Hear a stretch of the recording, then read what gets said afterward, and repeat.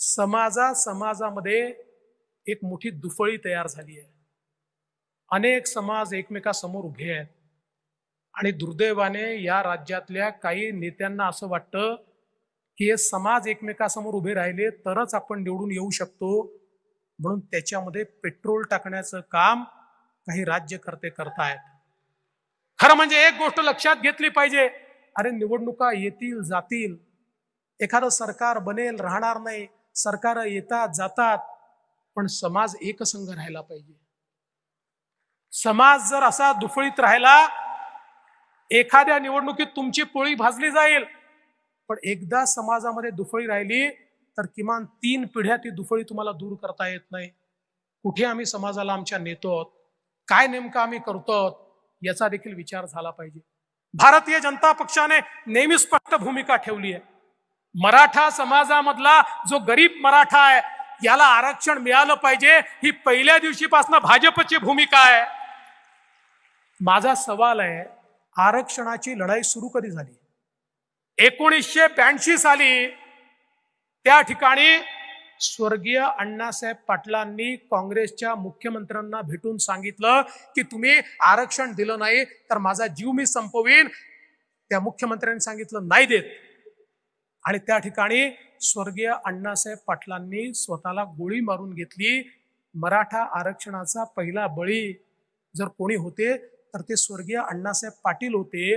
1982 साली 1982 सालापासून 2014 साली आपलं सरकार येतपर्यंत इतकी सरकार आली, त्यातली जास्तीत जास्त सरकार एक सोडलं तर काँग्रेसची होती किंवा आताच्या शरद पवार साहेबांची सरकार होती। 4 वेळा पवार साहेब स्वतः मुख्यमंत्री होते। का मराठा आरक्षण दिलं नाही?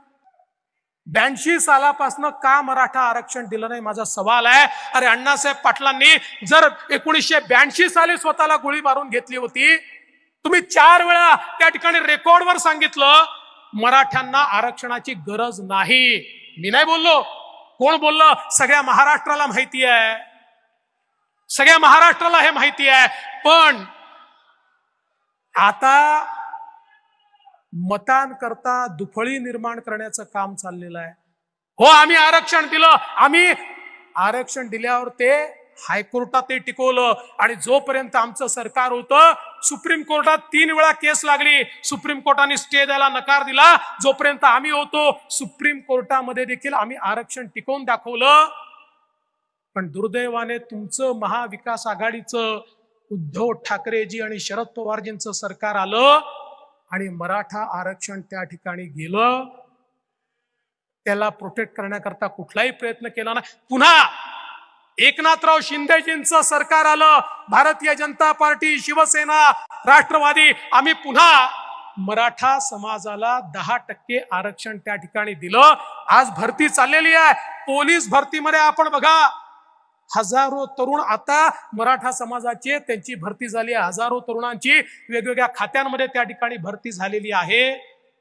हे सगळं होत असताना देखील ज्या प्रकारे मराठा आरक्षणाचं राजकारण चाललंय, आज मी अण्णासाहेब पाटलांचे चिरंजीव नरेंद्र अण्णासाहेब पाटील यांचं अभिनंदन करेन। अरे आम्ही त्या ठिकाणी अण्णासाहेब पाटील आर्थिक विकास महामंडळाची घोषणा केली, त्याला आम्ही निधी दिला। आज परिस्थिती काय आहे मला सांगताना आनंद वाटतो, या महामंडळाने 1 लाख मराठा तरुणांना उद्योजक बनवून दाखवलं। 1 लाख मराठा तरुणांना उद्योजक बनवून दाखवलं। 1 लाख मराठा तरुणांना उद्योजक बनवून दाखवलं। आज सारथीच्या माध्यमातून ज्यावेळी तरुण पुढे येतात, म्हणतात सारथी होतं म्हणून आम्ही आयएस झालो, मला आनंद होतो, आम्हाला सगळ्यांना आनंद होतो, कारण आपल्या सरकारने सारथी सुरू केलं, पवार साहेबांच्या आणि उद्धव ठाकरेंच्या सरकारने सुरू केलेलं नाहीये।